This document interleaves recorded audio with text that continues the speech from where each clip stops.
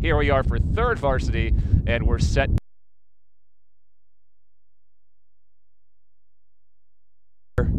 Flag is up. Cruiser looking to keep straight here.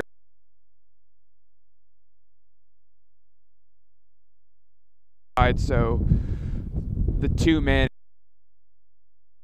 make sure the course stays straight. A day like today is when the coxswains start. Harvard jumps out again to an early lead. Crimson in the second varsity boat got a lead of the first couple of strokes and just extended it the whole way. Harvard again out in front of Dartmouth, and MIT is now the outside boat here in the third spot.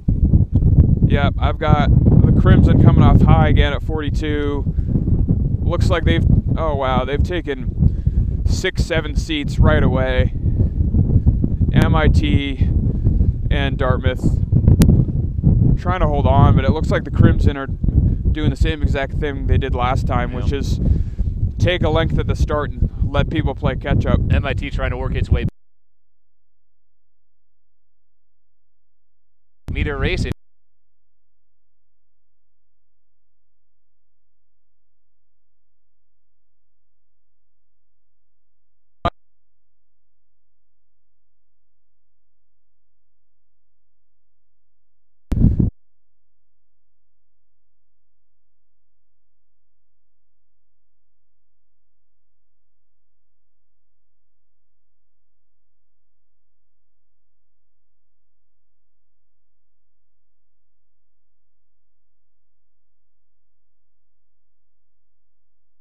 They've come out with vengeance and a purpose here in the Big Lynn Bowl today. Yeah, unfortunately, a historic performance last weekend for all the wrong reasons, but the Harvard crews have come out roaring in this first 500 for the last two races, and they're putting it to these two crews, and they might even be taking a margin quicker than the JV was taking, which is saying something. Yep. They've almost got a length of open now, and they're not stopping.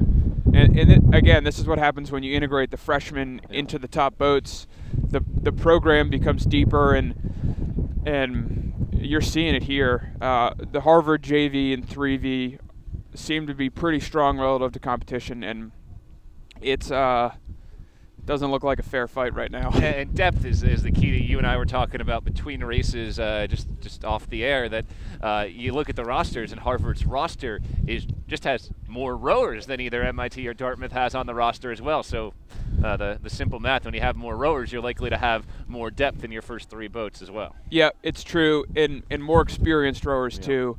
Likely, we're starting to see a couple guys in this MIT and Dartmouth crew that are walk-ons, and where I'm sure with the 3V over there for Harvard that's continuing to push out, those guys all rowed in college, and if they walked on, they're high-performing walk-ons, and you couldn't tell the difference the way they're rowing. They're all really smooth, staying together, rowing at a nice base pace, and just sort of every stroke they're taking a couple inches from competition, and that's sort of a feature of Harvard crews, is focusing on the base rhythm, and yeah, they're not slowing down. It's it's at least 6 or 7 second lead right now, and we're just about halfway. Yeah, heading to the bridge in the midway point. Harvard looking to continue its perfect day. We've run 8 races at this point, 8 wins for Harvard. And the heavies beat Brown, and the lightweights have had no issues with MIT or Dartmouth. Even that experienced first MIT boat that pushed Harvard's varsity 8 here in the lightweight.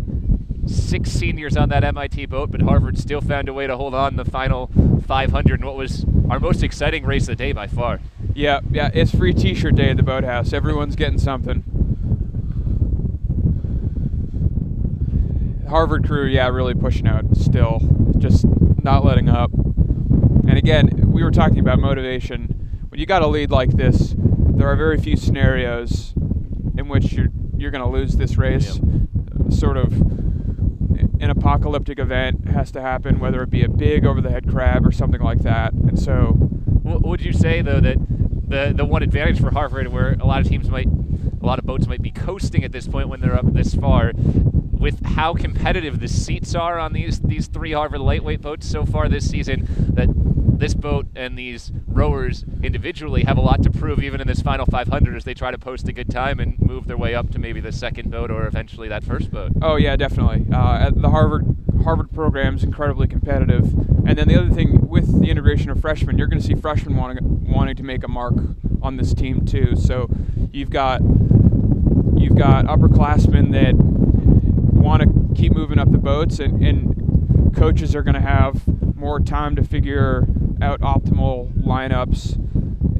And just given the limited water time, there are just not a lot of opportunities to do so, as you're both trying to figure out lineups and make sure you're prepared for racing and not doing and tapering effectively for these races. Into the final quarter of this race, and Harvard is well away to another win. The real race, though, look at how close MIT and Dartmouth are here, battling it out for second. Yeah, no, this is great to see. I mean, that's truly what the race has become right now, given that Harvard, they've got probably 3-4 lengths of open, sort of a margin that has become irrelevant. You know, as we rode by the MIT boathouse there, certainly they want to show their fans and their family that they can bring it. And yeah, this is a really close race. It looks to be about even. Yeah. So these last 250 meters are where it's going to be won. It looks like the Dartmouth crew's been rowing really long and strong, and the MIT crew a little bit higher. And it does look like both have been dealing with the conditions. It's pretty challenging to stay clean. Although it does look like the MIT crew the Dartmouth crew just went up a little bit to try to make a move here in this last 200 meters. Harvard's putting the finishing touches on another dominating performance. His third varsity is coasting to a win, and now Dartmouth has inched ahead for second. Yep, they've taken almost 6-7 seats in the last 10 strokes. They've gone up. MIT crew seems to be struggling a little bit to stay together. And as you look ahead towards Harvard, it's all Harvard. Yeah, here's Harvard at the finish. And at third varsity, the Crimson are runaway winners again. Dartmouth starting to stretch its lead with that headwind boring down. MIT running out of gas here at the end for the second consecutive race. Looks like it will be Dartmouth 2 and MIT 3, barring a late charge from the engineers. Here comes Dartmouth to the line.